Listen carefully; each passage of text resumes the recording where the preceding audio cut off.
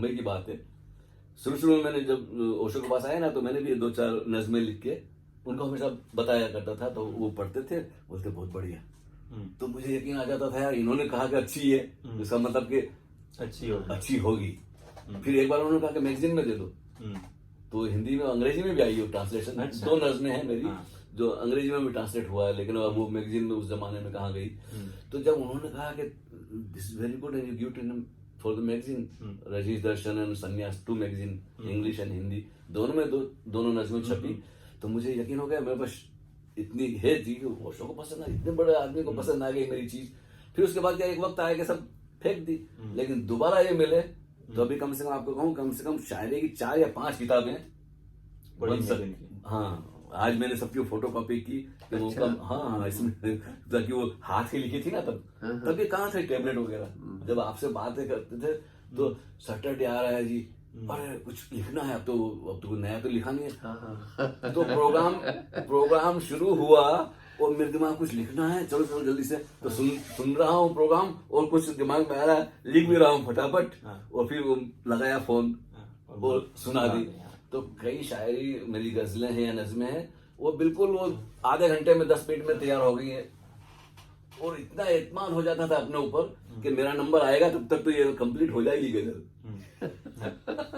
देखो वजह होती है, वजह, हाँ, एक लगन होती है अंदर से, एक प्यास होती है कि वो हाँ।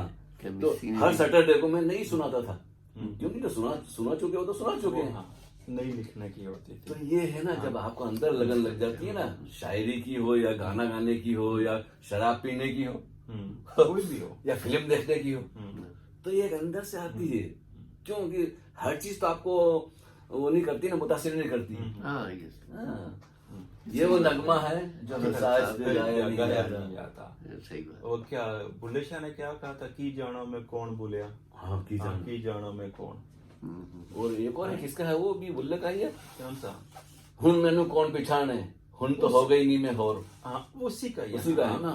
उसका एक और था ना, जैसे अभी वो अपने एक्सपीरियंस थे, वो कहते हैं कि बुल्ले शाह असी मरना नाई, गौर पे आ कोई होर। हाँ, सही है। ठीक है, ये भी एक एक्सपीरियंस है, अगर ये भी एक पर्सनल एक्सपीरियंस है। दे प्रोवोक अस, उनको उनकी वजह है कि उनके साथ तो कोई हो नहीं सकता और होगा भी नहीं, लेकिन उनकी वजह से किसी के अंदर वो बीज है ना, जो आपने जो सुना है ना, इसको बोलते हैं ना, loves it have its own power.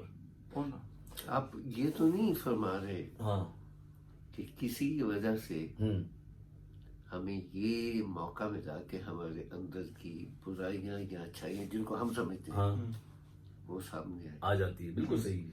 वही कोई है अंदर आपकी होती है, वो जो नॉक होती है, कोई नजरिया है, किसी की बात है, किसी की आवाज है, ठीक है, वो नॉक करती है आपको, तो आपके अंदर की जो चीज है वो बाहर आती है। ऐसे बहुत सारे एग्जाम्पल, मिसालें हैं। तो आपको सेटिस्फैक्शन उससे मिलती है।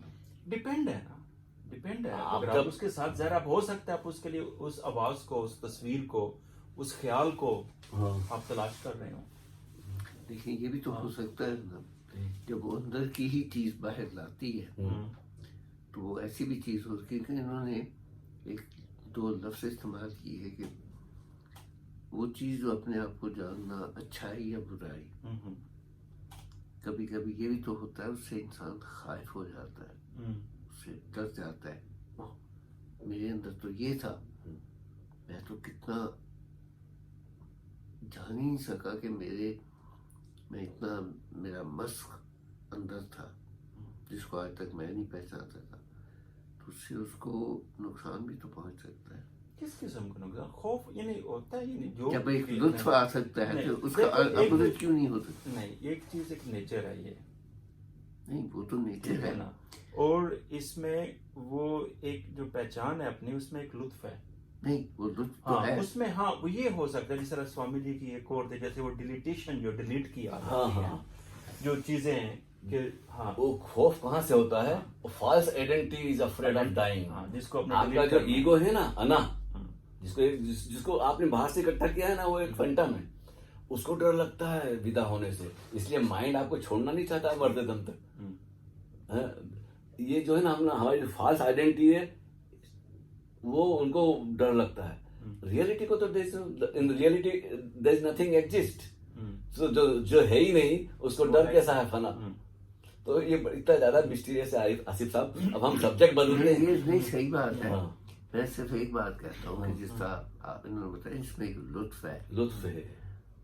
लुत्फ तो है। हाँ। अगर लुत्फ है तो उसका अपोजिट भी होगा नहीं, there is no opposite। चीज ये है कि इसके जायके को टेस्ट करने के लिए आपको उस तरह की जुबान होनी चाहिए। जैसे शराब हर एक के जुबान में उसका टेस्ट नहीं है, ठीक है, डिफरेंट किस्म के खाने का है, हम खाना खाएंगे डिफरेंट किस्म का, एक का अपना अपना टेस्ट है। कोई और नशा करेंगे, हर कोई बंदा वो नशा नहीं कर सकता। ये भी जो चीजें हैं, जो एक्सपीरियंस है, मैं ये कहता हूँ ये भी हर एक के लिए नहीं है। उसके पास उसका ऑलरेडी एक मिजाज, उसमें जो उसकी बॉडी जब बनती है उसमें वो ऑलरेडी वो पुर्जा रख दिया जाता है, ठीक है। उसमें फिर लुत्फ ही है, उसमें और कुछ नहीं है, वरना मंसूर ना होता। ठीक है, मंसूर इलाज, बिल्कुल बिल्कुल ठीक है। ये लुत्फ की बातें हैं। ये जो लुत्फ है ये कुछ और किस्म का लुत्फ है। जब आपके आउट ऑफ बॉडी एक्सपीरियंस जो है ना वो हो जाते हैं, आपको फिर ये जो चीजें नजर आ रही होती हैं वो हकीकत नहीं होती, वो किसी और चीज में एक मुंतकिली हो जाती है। नजरिया आपका बदल जाता है। नजरिया बदल जाता है। नजरिया बदल जाता है। और ऐसा नहीं है कि हाँ। एक वक्त होता है हर एक, आप उसको नकल भी नहीं कर सकते कि भाई सब। अब क्या है कि लोग भीड़ को देख के चले जाते हैं ना। अब मेरे पास इतने बरसों का एक्सपीरियंस है मेरा, तो कोरेगांव पार्क में जहाँ ओशो का आश्रम था, तो सारी दुनिया से लोग आ रहे हैं। कहाँ वो गरीब लोग आ रहे हैं, कर्जा लेके आ रहे हैं, कोई छुप के आ रहा है, कोई कहाँ से इंडिया से भी आ रहे हैं कई लोग, और जो बहुत कम पढ़े लिखे हैं वो आ रहे हैं, बहुत ज्यादा पढ़े लिखे हैं वो भी आ रहे हैं अमेरिका। लेकिन कोरेगांव पार्क में वो जो एरिया था वो महाराजाओं का एरिया था, बड़े बड़े बंगले थे, कोठियां थी। They are well educated, well learned people, very rich, they never come. Osho Ashram के सामने ही जो बड़ा बंगला है, मैं उसको देखता था। कभी कभी मेरी ड्यूटी होती गार्ड की, तो जब लेक्चर शुरू होने वाला होता है ना तो हम दरवाजा बंद करते हैं, तब वो सामने वाला नरेंद्र सिंह उसका नाम था, अभी तो नाम भी याद है मुझे, वो अपने कुत्ते को लेके, क्योंकि उसके अंदर में कुछ अकड़ होगी, कुछ होगा कि जब तक ये लोग जा रहे हैं तब तक मैं नहीं जाऊंगा घर से। जैसे ही हमने दरवाजा बंद किया वो आता था, उसको बोले 8 बजे का टाइम है, दरवाजा 8:05 पहले ही दरवाजा बंद कर देते। तब वो निकलता था अपने कुत्ते को चेन में लेके, और किंग साइज सिगरेट उसके मुंह में होती थी, जलाता नहीं था कभी, only with holding in the mouth, और तब वो निकल के चक्कर लगा के आता था आधे घंटे का। लेकिन वो कभी नहीं आया, उसको मैंने 1-2 बार कहा भी था, बोलता यार क्रेजी। तो वहां इतने लोग थे, बड़े होटल के एक मालिक थे, मोबोस होटल, ही इज मिलियनर, उसके साथ मेरा उठना बैठना होता है। वहाँ राज कपूर आके ठहरते थे उसके होटल में। अच्छा। हाँ, तो उस राज कपूर के लिए उन्होंने एक स्पेशल रूम बनाया हुआ था, वो हमेशा खाली रहता था। जब राज कपूर आते थे पूना में रेस घोड़े में, तो उनके लिए वो खुल जाता था, तो उनके साथ मेरी कई बार बातचीत हुई। अच्छा। तो मैंने उनके होटल में सारी दुनिया के लोग, अमेरिका के, जापान के, जर्मनी के, उधर के सारे फॉरेनर ठहरते थे। तो मैं कभी कभी जाता था किसी के पास मिलने जुलने, तो वो बैठे होते, बोराडे साहब उनका नाम था, बोराडे, मिस्टर बोराडे। तो मैंने मिस्टर बोराडे आप कभी नहीं आते हैं लेक्चर में? बोलता है जी आपको सच बोलूं? मैं हाँ आपकी मर्जी, आप बोले चाहे। बोलते मेरे अंदर वो नहीं है, मेरा टीवी जैसा इसको बोलते हैं ना, उसमें टीवी का समझ गया कि जो मेरा तो पैसा कमाने का शौक है बचपन से, मैंने तो प्रॉपर्टियां बनाई है क्या, तो मेरा शौक अलग है, मैं रेस घोड़े खेलने जाता हूँ। लेकिन ये धर्म का मामला मेरा नहीं है, इसलिए मैं कभी आया नहीं, और मेरी इच्छा ही नहीं है कभी जाने की। मेरे यहाँ हजारों लोग ठहरे हैं, कम से कम उसका 20-30 रूम होंगे, कितने लोग आए गए। कई लोगों ने मुझे फॉरेनर ने बोला, अच्छा यू मस्ट कम। मैंने बोला नहीं, मेरी इच्छा ही नहीं है। तो बोलता I am very sincere honest person, I don't have any feeling to go to any baba और गुरु और anybody religious, I want to make money, बस। तो ऐसा भी तो होता होगा अपने बारे में जान के मायूसी भी तो होती होगी। ये मिसअंडरस्टैंडिंग है, ये दिस इज अ मिसअंडरस्टैंडिंग, क्योंकि हर कोई मंसूर तो नहीं हो सकता। अब देखो, अब बहुत एक्सट्रीम चले जाते हो, ठीक है। अब इसी तरीके से हम सारे इंसान हैं, हर कोई बंदा आइंस्टाइन नहीं हो सकता। हमने आइंस्टाइन की थ्योरी पढ़ी है, ठीक है। आप एक पास होके एक आम से इंजीनियर होके अपनी एक जिंदगी गुजार लोगे, ठीक है। एक थोड़े से और यानी कर जाओगे, किसी जगह टेक्नीशियन हो जाओगे, नासा में टेक्नीशियन हो जाओगे, ठीक है। आप दुनिया को तब्दील नहीं कर सकते। इसी तरीके से यहाँ पे भी वो जो नहीं, लोग थे, मैं अपने आप की बात नहीं वहाँ भी तब्दील नहीं है। वहाँ पे हम इसी तरह के ही है ना। वो आप बिल्कुल वैसे के वैसे ही वैसे ही हैं हो। जैसे आपके सामने मैं हूँ या ये है।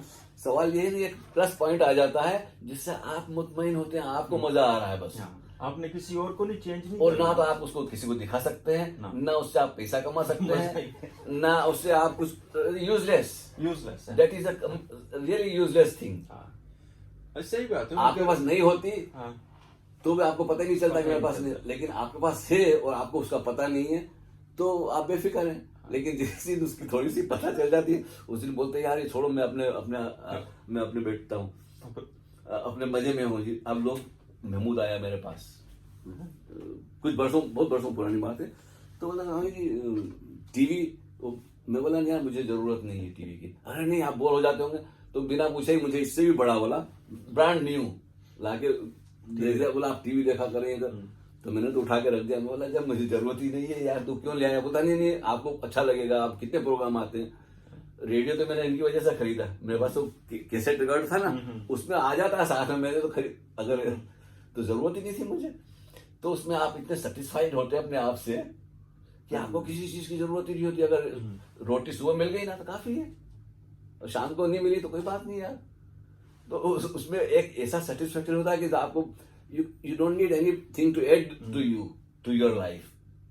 If nothing is there, still I am present. उसको बोलते हैं being present into the present. How to be present into the present? मौजूद।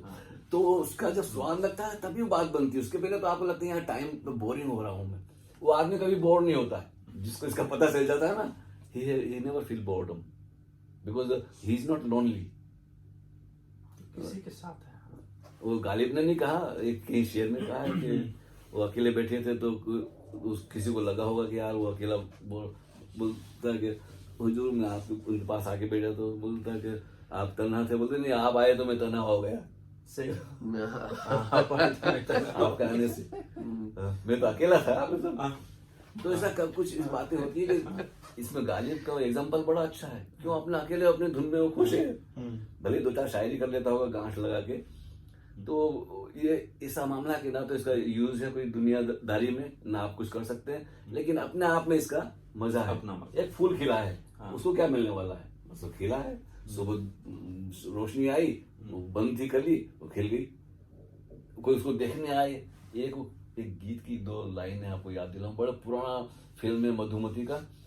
देखो वो फूल दुनिया से दूर आकर कहाँ खिला है, मेरी तरह खुश है जरूर इसको भी कुछ मिला है। वाह वाह है ना, कैसी बड़ी कैसी बात।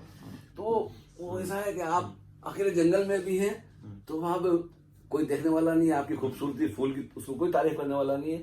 बस वो अपने आप में मस्ती में। खरगोश है इधर से उधर दौड़ रहा है, कितनी मस्ती में। जंगल में जाके देखें जानवरों को, छोटे मोटे परिंदों को देखें, they are enjoying their life. वो क्या गा रही है, कोयल हमारे लिए थोड़ी गा रही है। हाँ सही है, कोई पता नहीं, वो उसको गा रही है। तो जब when you are in yourself you are enjoying whatever you are, not what you have something, not objectively. You don't need anything to enjoy. छोटा सा बच्चा हुआ है यार 2 महीने का, वो पलने में पड़ा है, वो क्विक कर रहा है, energy is bubbling the full of energy. तो वो किकिंग कर रहा है, हाथ पैर पटक रहा है और खुश है। ना तो उसको पैसा मिल गया है, ना दौलत मिल गई है, ना उसको पता ही नहीं कि दुनिया है कि नहीं है। लेकिन जब भूख लगेगी तब वो रोएगा, लेकिन जब तक वो फुल है तो ऐसा है। कुछ ऐसी चीज इसको बयान नहीं कर सकते आप। आपको अच्छी सी शायरी सुनाए आपको जो याद है। मुझे कोई याद है कुछ याद नहीं कभी वो। अच्छा क्योंकि हमने ये बड़ी सीरियसली बात में पहुंच गई। इतना इरादा नहीं था सीरियसली होने का, लेकिन बड़ी अच्छी चीज है। मेरे पास ले आए